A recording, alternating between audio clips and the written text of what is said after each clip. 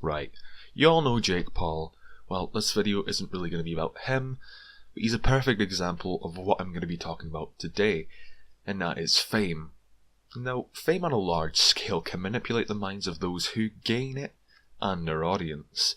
And on the first episode of YouTube Philosophy, we'll be going over just this.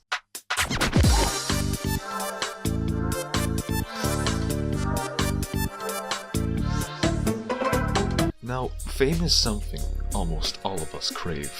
It originates from a lack of appreciation and attention, and in teenage years is especially amplified. This is why we crave it, to gain that appreciation, but none of us want to know the setbacks of fame and how it can drastically affect us as an individual. Whether it affects us for the better or worst, it can show anyone's true colours rather quickly. That being said, nowadays it's easier than ever to gain appreciation with the internet, whether it be through YouTube or a variety of social media sites, or the dead website known as Vine, where Jake Paul got started up. You are so beautiful, I just want to cut your skin off and wear it.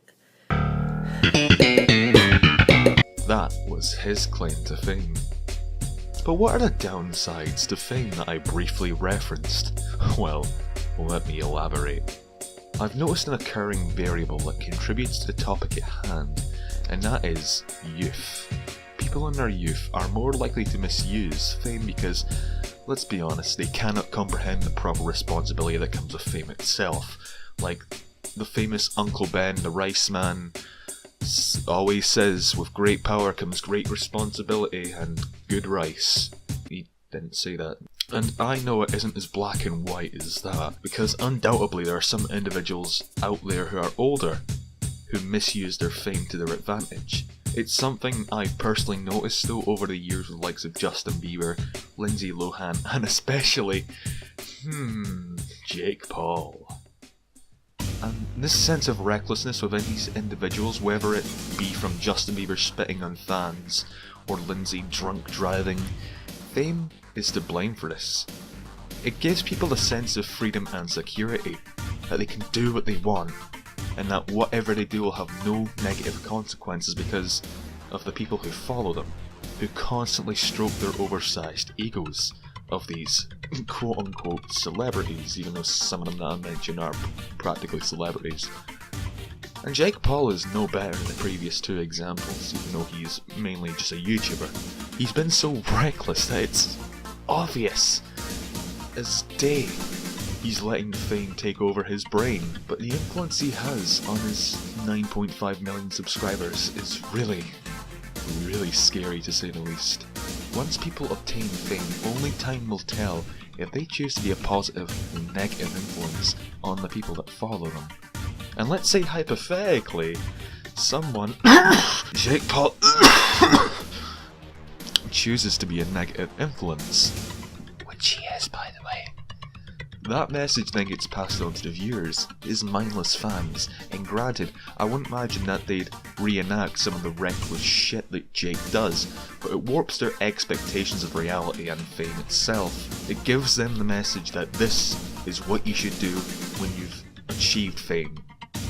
You should give out your home address so your mindless drone-like fans can stalk you and annoy your neighbours and be a public nuisance. And you should also act like a public nuisance. Speaking of public nuisances, Yeah, hey! Uncle Jake! And you should act reckless as possible on camera and most possibly off camera. Ignore any of the criticisms and responsibilities that come with being famous. Like my good rice man Uncle Ben said. What did he say again? I really can't remember. I think it's the wrong Uncle Ben. And God forbid any of the Jake Paulers become famous in any way, shape or form and act this way. Ho ho.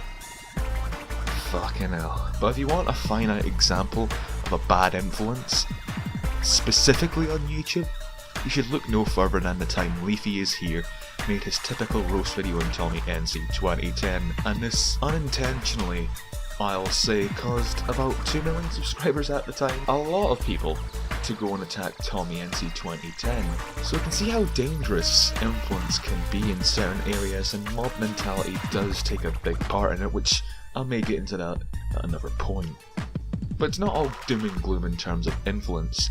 There are a lot of YouTubers, and I mean a lot of them, who want to make this platform a better place for content creators, like H3H3 for example, and the aforementioned Tommy NC 2010, and there are many, many others out there that I couldn't really pinpoint because damn, there are just so many good people on this site.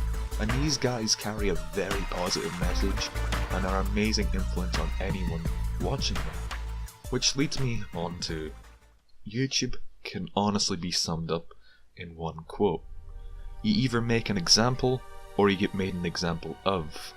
People like Jake Paul will still be relevant for a while, but it won't be long until the foundation of his fame comes crumbling down because of his actions.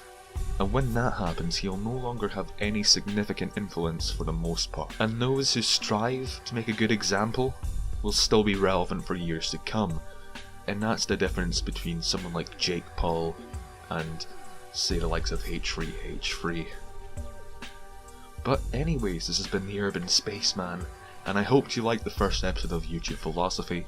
And yeah, I'll probably be doing more, so subscribe if you want to keep up. And as always, I'll see you all in the next video. Goodbye.